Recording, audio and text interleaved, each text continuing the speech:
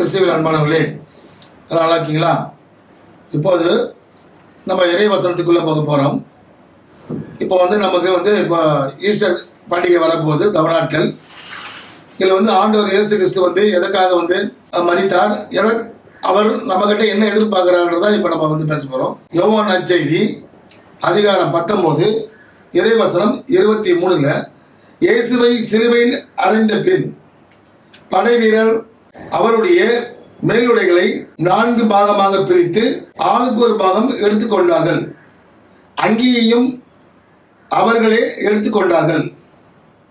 அந்த அங்கி மேலிருந்து கீழ்வரை தையிலே இல்லாமல் நெய்யப்பட்டிருந்தது. ஸோ ஆண்டவர் இயேசு கிறிஸ்து சிலுவை மரணத்திற்கு முன்னாடி அவர் மேலுடைய அங்கேயே அவங்க கிழிச்சு அவங்க சீட்டு போட்டு அவங்க எடுத்துக்கிறாங்க. அந்த அளவுக்கு ஆண்டவர் இயேசு கிறிஸ்து அவங்க அவமானப்படுத்துறாங்க. அவர் நல்லதுதான் செய்தார், பல புதுமைகள் செய்தார், மரித்தவரை உயிர்த்தெழ செய்தார், கை இல்லாமலுக்கு கால் இல்லாமல் எவ்வளோ புதுமைகள் செய்தார், காற்றை கடிந்து கொண்டார், இயற்கைக்கு அதிபதியாக இருந்தார், எல்லாமே அவருக்கு புதுமை செய்து கொண்டு தான் இருந்தார். ஆனால் அந்த மக்கள் அவர் இவர் மெஸ்ஸியா இல்லை என்று சொல்லி தப்பாகவே நினைச்சிட்டாங்க அவரை. ஸோ அவ்வளோ இருந்து கடைசியில் என்ன பண்ணுறாரு, தந்தையோட திட்டத்தை நிறைவேற்ற அவ்வளோ அவமானத்தையும் அவர் ஏற்றுக்கிறார். அவங்க துணியை கிழிச்சு கூட அவங்கள இறக்காம தான் பார்த்தாரு. ஸோ அதுதான் ஆண்டவர் இயேசு கிறிஸ்து நம்மக்கிட்ட பார்க்குற அந்த எதிர்பார்க்கறது. அவர் நம்மக்கிட்ட என்ன எதிர்பார்க்குறாருன்னா, நீங்கள் இறக்கமாக இருங்க, எல்லோரையும் இறக்கமாக பாருங்க அப்படின்னு தான் சொல்கிறார். ஸோ அதனால தான் அவர் தன் உயிரை கொடுத்தாரு. அதனால் நம்ம கிறிஸ்து மக்கள் எல்லாருமே இறக்கமாக பார்க்கணும். ஓகேவா? அடுத்து யோவான் நற்செய்தி அதிகாரம் 17:4 நான் செய்யுமாறு நீர் என்னிடம் ஒப்படைத்திருந்த வேலையை செய்து முடித்து நான் உம்மை உலகில் மாற்றிப்படுத்துவேன் என்றார். அதாவது ஆண்டவர் இஸ்ரவேல் தேவன் என்ன பண்ணாரு, தன் மக்களை இயேசு கிட்ட சொல்றாரு, இது மாதிரி என்னுடைய மக்களை பாவப்பட்டு போறாங்க, அவங்கள ஒரு மனிதனோட விடக்கூடாது, எல்லாத்தையும் காப்பாற்றி அவங்க தன்னோட ஒப்படைக்கணும்னு சொல்றாரு. அது ஆண்டவர் இயேசு கிறிஸ்து அந்த சிலுவை சாவு வரைக்கும் அவர் போறாரு. யோவான் நற்செய்தி அதிகாரம் 6:54 எனது சதையை உண்டு என் ரத்தத்தை குடிப்பவர் நிலைவாழ்வை கொண்டுள்ளார், நானும் அவரை இறுதி நாளில் குடிக்க செய்வேன் என்றார்.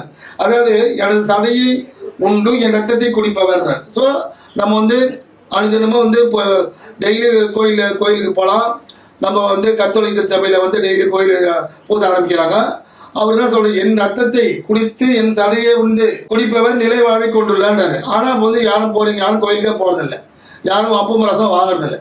இதை நினைவாக செய்யுங்கள் சொல்றது அவர் உயிர் விட்டார். ஸோ அதனால தான் அது எதுக்காக சொன்னார், நான் இருக்கிற வரைக்கும் நான் உங்களுக்கு நான் நல்லது செய்திருக்கேன், இன்னும் செய்வேன், இன்னும் பரம தந்தையிடம் போய் உங்களுக்காக நான் பரிந்து பேசி தான் இருக்கிறேன் இன்றைக்கும்.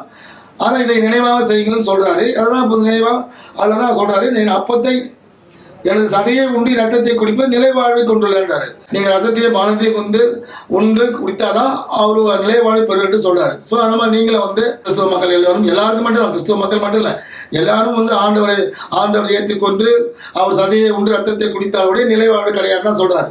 ஏன்னா வாக்கு தத்தம் மாறாத தேவன். ஓகேங்களா?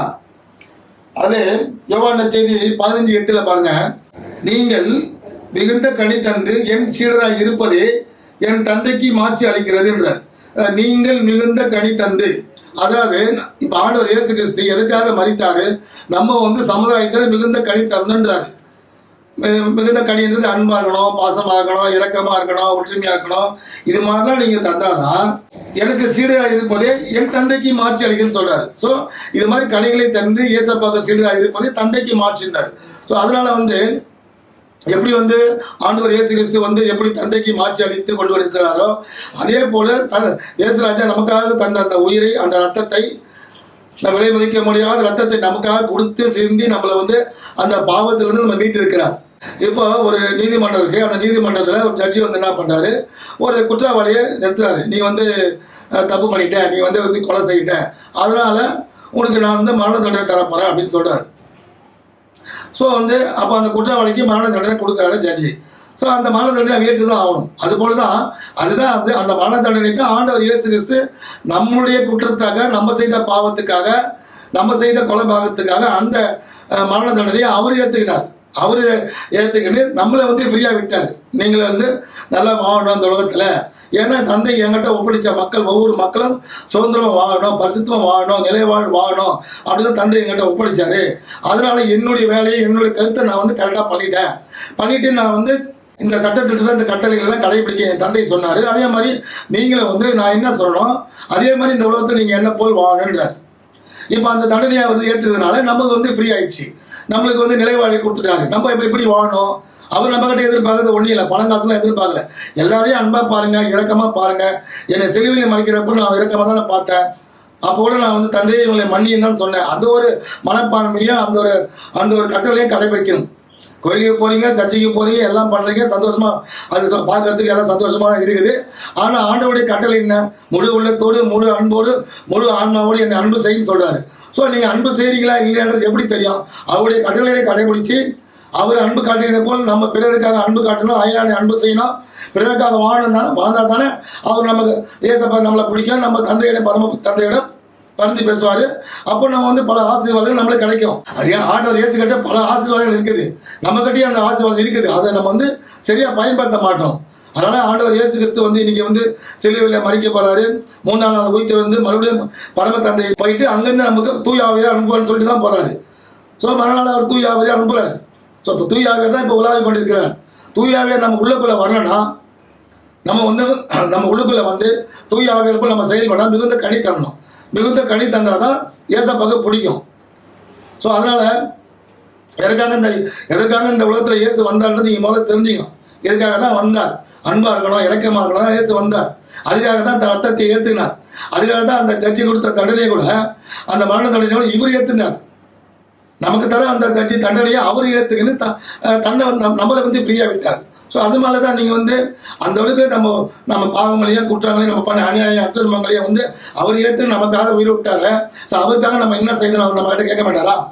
அதனால் வந்து சின்ன பிள்ளைங்களும் சரி பெரியங்களும் சரி எல்லாரும் நீங்கள் படிங்க, நல்லா மேற்கொண்டு நல்லா உயர்ந்து வாழுங்க, சமுதாயத்தில் நல்லா வாழுங்க, தப்பு கிடையாது. ஆனால் ஆண்டவர் இயேசு கிறிஸ்து வந்து டெய்லி ஒரு நாள் ஒரு ஆஃப்டராவது அவரை நீங்கள் ஜபிக்கணும், அவருக்காக வாழணும் எண்ணம் உங்கள் உள்ளத்தில் இருக்கணும். அப்போ தான் நீங்கள் நிறைய கடி தர முடியும். கலாத்தியர் 4:4 வந்து பவுலடியா கடிதத்தை சொல்கிற பாருங்க. ஆனால் காலம் நிறைவேறிய போது திருச்சட்டத்திற்கு உட்பட்டிருந்த நம்மை மீட்டு தம் பிள்ளைகள் ஆகுமாறு கடவுள் தன் மகனை பெண்ணிடம் பிறந்தவராகவும் திருச்சட்டத்திற்கு உட்பட்டவராகவும் அனுப்பினார். அதாவது நம்ம வந்து அந்த காலத்தில் வந்து மோசே சட்டத்தினுடைய பிரகாரம் வாழ்ந்தவங்களை அவர் என்ன பண்ணுறாரு, தன் மகனை அமைச்சு அவங்களுக்குள்ள தன் மகனை அமைச்சு தன் ரத்தத்தை சிந்தி தம் மக்களை வந்து மீட்டும் பாவத்தில் தான் ஒரு பெண்ணிடம் பிறந்ததாகவும் ஆண்டவர் இஸ்ரவேல் தேவன் வந்து ஆண்டவர் இயேசு கிறிஸ்து நம்மளுக்கு கொடுத்தாரு. ஸோ அதனால் இப்போ திருச்சட்டம்லாம் முழுமையாகிடுச்சு. இப்போ நம்ம ஆண்டவர் இயேசு கிறிஸ்து வந்திருக்காரு. அதான் ஆண்டவர் சொல்கிறார் பாருங்க. என்ன சொல்கிறார் பாருங்க, காலம் நிறைவேறிய போது திருச்சட்டத்துக்கு உட்பட்டிருந்த நம்மை மீட்டு தம் பிள்ளைகள் ஆகுமாறு கடவுள் தன் மகனை பெண்ணிடம் பிறந்தவராகவும் திருச்சட்டத்திற்கு உட்பட்டவராகவும் அனுப்பினார்கள். ஸோ தந்தை என் மேலே அவ்வளோ பாசம் வச்சுருக்க அன்பு வச்சுக்கிறால்தான் அவரும் தன் மகனே வந்து நம்ம கொடுத்துருக்காரு. கொடுத்து நமக்கு வர தண்டனையை அவர் ஏற்றுக்கிறார். இல்லை ஜட்ஜி யாரானா இஸ்ரவேல் தேவன் தான் ஜட்ஜி. ஸோ அவர் வந்து நீதி உள்ளவர், அன்புள்ளவர், பாசம் உள்ளவர், பரிசுத்தர். ஸோ அவர் நீதி வழங்கணும். நீதி வழங்காமல் இருந்தால் பக்கத்தில் அவரை பற்றி தப்பாக சொல்லுவாங்க. நீதி வழங்குறதுனால தான் தன் மகனை கொடுத்தார். தன் மகனத்தை கொடுத்து நமக்கு வர தண்டனை அவர் ஏற்றுக்கொண்டார். ஸோ அதனால் நீதியும் வழங்கினார், அதுக்காக பரிகாரமும் செய்துட்டாரு. இப்படி நம்ம செய்வது எதுக்காக செய்கிறாரு? அவருக்காக வாழணும். அவருக்காக வாழணும்னா அவர் நம்மகிட்ட ஒன்றும் எதிர்பார்க்கல. அவர் எப்படி அந்த உலகத்தில் வாழ்ந்து ஆன்மாக்களை எப்படி அறுவடை செய்தாலும் நம்மளும் ஆன்மாக்களை அறுவடை செய்யணும். அதான் அவர் நம்மகிட்ட எதிர்பார்க்குறது. அதுக்கப்புறம் நீங்கள் வந்து படிங்க, நல்லா பெரிய ஆளாகுங்க, நல்லா சம்பாதிங்க, சந்தோஷமாக இருங்க, எப்பவுமே சந்தோஷமாக இருங்க. எப்போதும் மூஞ்சி வந்து மூணு வச்சிருக்காதீங்க. எப்போ வந்து ஒரு மாதிரி சந்தோஷமாக இருங்க. நம்ம வந்து கிறிஸ்துவ பிள்ளைங்க எப்பவும் சந்தோஷமாக இருக்கணும். அந்த சமாதானம் நமக்குள்ளே தெரியும். ஸோ அதனால் ஆண்டவர் இயேசு கிறிஸ்து வந்து நம்மகிட்ட எதிர்பார்க்குறது என்னன்னா, ஒருத்தர் ஒற்றுமையாக இருங்க, சந்தோஷமாக இருங்க, அவரை முழுமையாக அன்பு செய்யணும். அப்படின்னா ஒரே ஒரு விஷயம்தான், டெய்லி பைபிள் படிக்கணும். அப்போ தான் நீங்கள் முழுமையான அன்பு செய்த அர்த்தம். பைபிள் படிங்க, அதில் என்ன வசனங்கள் எடுத்து வாசிங்க, அதன்படி செயல் பண்ணி காட்டுங்க. அதனால் ஆண்டவர் இயேசு கிறிஸ்து நம்மகிட்ட இந்த தவநாட்டில் எதிர்பார்க்குறது உண்மையாக இருக்கணும், அன்பாக இருக்கணும், பாசமாக இருக்கணும், இரக்கம் உள்ளவங்க, முக்கியமாக இரக்கம் இருக்கணும். எல்லாரும் அது வந்து நம்மளுக்கு கொடுத்த கிஃப்ட்டு. ஆண்டவர் இயேசு நம்மளுக்கு கொடுத்த கிஃப்ட் இரக்கம், அன்பு. அது வந்து நம்மளுக்கு அந்த கிஃப்ட் பரிசு காட்சிங்கன்னா அது 4 பேருக்கு நம்ம தரணும் இல்லையா?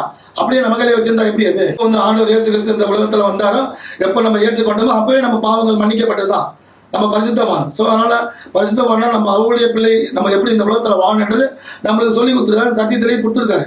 ஸோ அது மாதிரி டெய்லியும் வாசனை படிங்க, இறை வாசனைக்குள்ள போங்க, ஆண்டவருக்காக ஒரு நாளைக்கு ½ நாள் ஒதுக்குங்க, அவரை நேசிங்க, அவரை அன்பு செய்யுங்க, அவர் சொன்னபடி கட்டளையை கடைபிடிங்க. அப்பதான் முழு உள்ளத்தோடு, முழு இதயத்தோடு, முழு ஆன்மாவோடு நீங்கள் அன்பு செய்த அர்த்தம், இல்லாட்டி இல்லை. ஸோ அதனால் இந்த நிகழ்ச்சியை பார்த்த எல்லா பிள்ளைகளையும் மற்ற பெரியவர்கள் எல்லோரையும் கடவுளை அனைவரையும் ஆசீர்வதிப்பாராக. அமையும்.